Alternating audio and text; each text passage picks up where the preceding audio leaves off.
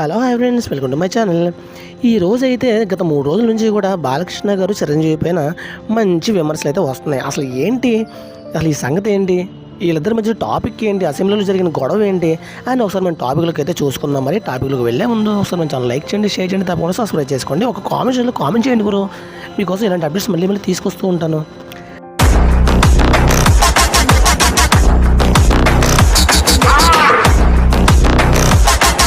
Assembly సాక్షిగా megastar చిరంజీవిని ఉద్దేశించి వ్యాఖ్యగా మాట్లాడిన నందమూరి బాలకృష్ణ వెంటనే బహిరంగ క్షమాపణ చెప్పాలంటూ మెగా ఫ్యాన్స్ తమ ప్రకటన ద్వారా డిమాండ్ చేస్తున్నారు.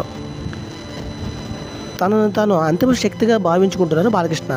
గతంలో కూడా మెగా కుటుంబంపై అనేక సార్లు అవమానకరంగా మాట్లాడారు.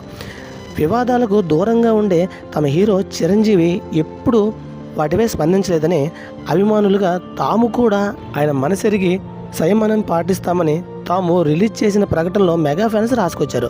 బాలకృష్ణ కుటుంబం తీవ్ర వేధింపులకు గురి జైలు పాలైనప్పుడు ఆయన కుటుంబానికి అండగా నిలిచింది.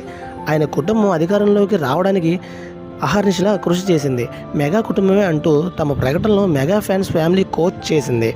కానీ విజ్ఞానం మర్చిపోయి అధికార మతం తలకెక్కించుకున్న బాలకృష్ణ నేడు చట్టసభలో చిరంజీవి ప్రతిష్టను దిగజార్చే విధంగా మాట్లాడేందుకు తెగించారు అని రాసుకొచ్చారు.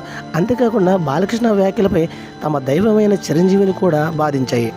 ఆయన ప్రతిస్పందన ద్వారా అర్థమవుతుంది.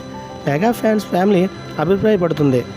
మెగా కుటుంబం అండగా నిలవకపోతే మీ పరిస్థితి ఎంత దారుణంగా ఉండేదో ఊహించుకోవడమే మంచిది కితవు పలుకుతున్నారు.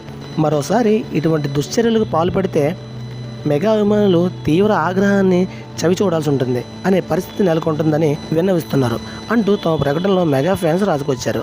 ఇది ఫ్రెండ్స్, మీరు లైక్ చేయండి, షేర్ చేయండి, తప్పకుండా మన ఛానల్ సబ్స్క్రైబ్ చేసుకోండి. Thank you watching friends. Please for one comment. Bye friends.